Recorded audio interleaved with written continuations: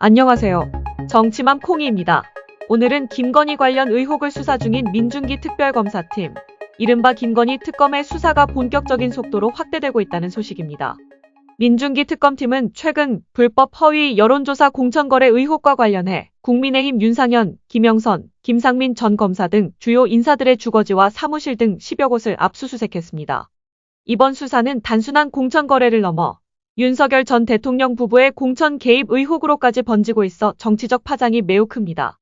이 압수수색 대상자들은 모두 과거 정치브로커 명태균 씨를 중심으로 드러난 윤 전 대통령 부부와의 밀접한 연루 의혹을 받고 있는 인물들입니다.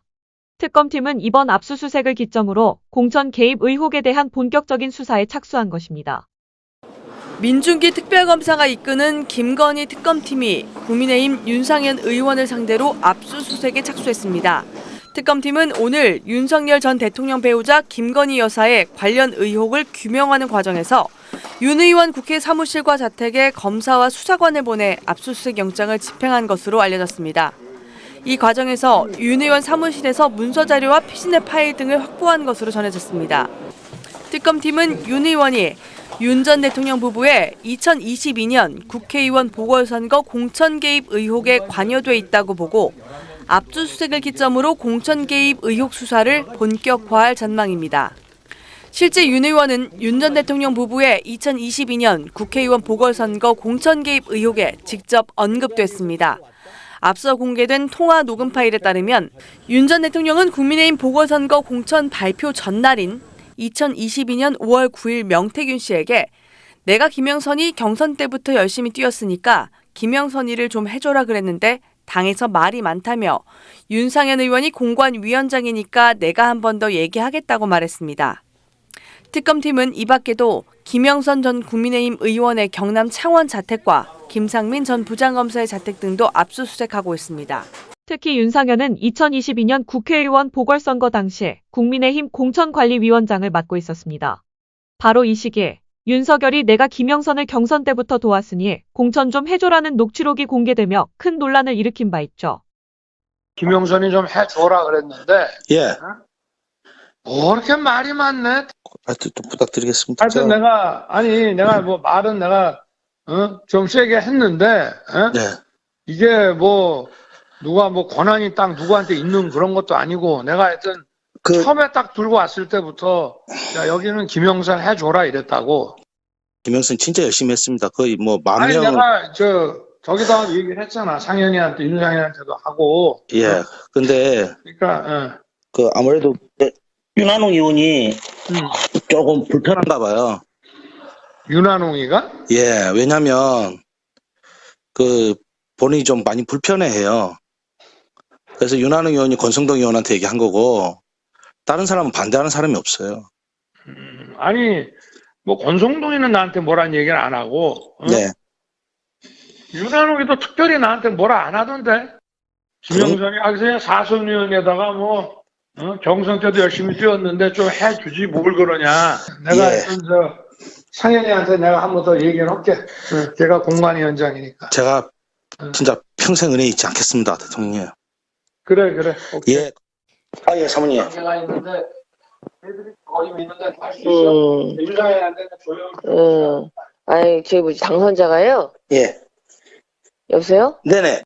네, 당선인이, 지금 전화를 했는데, 예. 하여튼, 당선인 이름 팔지 말고, 그냥 미리라고 했어요, 지금 전화해서. 아, 예, 고맙습니다. 당연하죠. 권성동하고, 윤한홍이가 반대하더만 보니까, 그쵸? 예, 그럼 당선인이 뜻이라고 그렇게 해야 된다고 윤상현 아빠가 했는 것 같더라고요. 네네네. 그렇게, 하여튼 너무 걱정하지 마세요. 잘 될 거예요. 예, 건강이 좀 목소리가 안 좋으신데요. 예, 몸이 좀 안 좋아가지고. 아유, 어떡하노. 네, 괜찮아요. 하여튼 어쨌든 일단은 그게 중요하니까 잘 될 거니까. 예. 지켜보시죠, 뭐. 예, 고맙습니다. 예, 잊지 않겠습니다, 제가. 네, 선생님. 예, 내일 가서 뵙겠습니다. 윤석열 탄핵 소추안 표결을 앞두고 김재섭이 형, 지역에서 욕먹는데 어떻게 해야 하냐고 묻자 윤상현은 본인도 박근혜 탄핵 반대했다가 당시 비판을 많이 받았다. 1년 후에는 다 윤상현 의리 있다. 좋다 하면서 이후 무소속 나가도 다 찍어준다며 내일, 모레 1년 후에 국민은 또 달라진다고 말했었죠. 이 발언으로 국민을 개돼지로 본다는 비난을 하며 공분을 사기도 했습니다. 그러나 1년이 지나도 특검은 피할 수 없는 일이고 국민은 오래오래 기억할 것입니다. 국민의힘 의원들은 반성과 국민 앞에 진정한 사과를 하는 것과는 무관한 유전자를 보유한 종특인 것 같습니다. 국민의힘 송원석 비대위원장 겸 원내대표는 민중기 특검팀이 윤상현의 국회 사무실과 자택을 압수수색한 데 대해 전형적인 정치보복이라고 헛소리를 짓거렸습니다. 송원석은 이날 국회에서 기자들에게 이미 경찰에서 충실하게 수사가 끝난 사항으로 알고 있는데 지금 와서 다시 압수수색을 강행하는 것이라며 떠들었는데 이는 전혀 맞지 않는 말입니다. 오마이뉴스 보도에 따르면 윤상현 측은 창원지검에서 수개월 전 조사를 받았다고 밝혔습니다. 경찰 수사는 없었으며 창원지검 조사는 있었으나 수사 상황은 알 수가 없습니다.